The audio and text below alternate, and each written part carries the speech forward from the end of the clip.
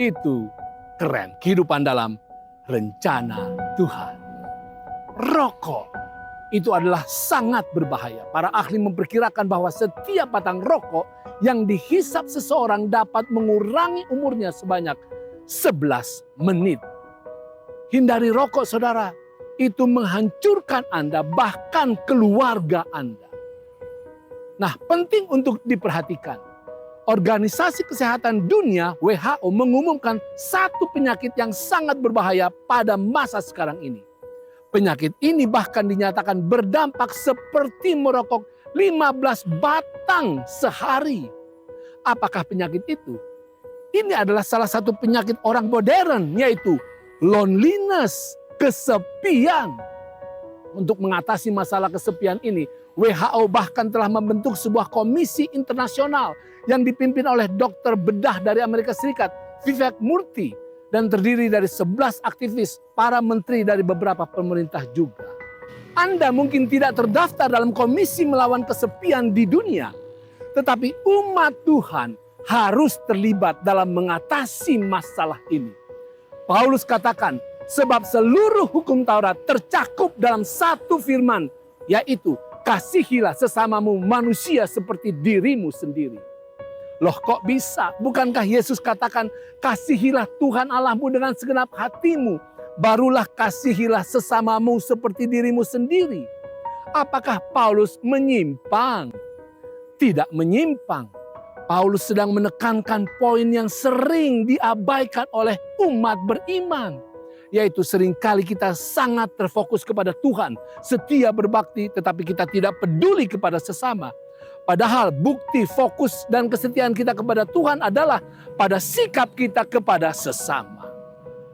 Kalau setiap orang yang kita temui tidak merasakan kebaikan, tidak merasakan perhatian, tidak mendapatkan dorongan kehidupan, maka iman kita kepada Tuhan adalah iman yang kosong. Yesus ceritakan, adalah seorang yang turun dari Yerusalem ke Yeriko.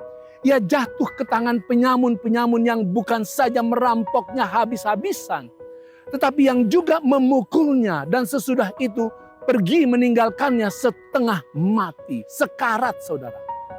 Lalu lewatlah seorang imam, orang yang paling beragama, paling beriman, paling dekat dengan Tuhan. Tetapi imam itu tidak berbuat apa-apa. Lalu lewatlah seorang Lewi, pemimpin iman, pelayan utama, dan aktivis agama yang paling diandalkan. Tetapi orang Lewi itu tidak berbuat apa-apa. Sementara orang itu semakin kesakitan, semakin ketakutan, dan semakin kesepian. Bukan hanya karena berada di tempat yang sangat sepi tersendiri, tetapi dia sangat kesepian oleh karena tidak ada yang mau memberikan perhatian kepadanya. Lalu lewatlah seorang Samaria. Ya, ini kan musuh. Pasti dia akan bilang, syukurin, kapok. Orang Samaria, ya dia orang kafir. Bukannya tidak beragama, tapi agamanya dianggap ngaco. Tetapi mengherankan, saudara, Yesus ceritakan, orang Samaria ini ketika melihat orang itu, tergeraklah hatinya oleh belas kasihan. Ia pergi kepadanya lalu membalut luka-lukanya.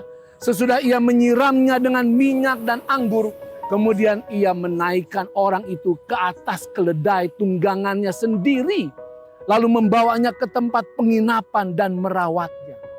Bahkan dikatakan, keesokan harinya ia menyerahkan 2 dinar kepada pemilik penginapan itu, katanya, rawatlah dia, dan jika kau belanjakan lebih dari ini, aku akan menggantinya waktu aku kembali. Wow, wow, saudara. Inilah misi Allah, saudara. Bukan untuk menjadikan orang semata-mata beriman kepadanya. Misi Allah adalah setiap umatnya harus selalu siap untuk menghidupkan orang lain. Saudara, belajar dari orang yang dianggap kafir itu, tidak peduli perbedaan ras, kedudukan, perbedaan pemikiran, bahkan perbedaan kepercayaan. Senantiasa ulurkanlah kebaikan. Misi Allah adalah untuk menghidupkan setiap orang. Dan umat Allah yang sejati akan selalu peduli, penuh belas kasihan, dan mengusahakan yang terbaik, bahkan berkorban segalanya demi menghidupkan orang-orang yang kesepian, orang-orang yang kesusahan, orang-orang yang membutuhkan pertolongan. Itu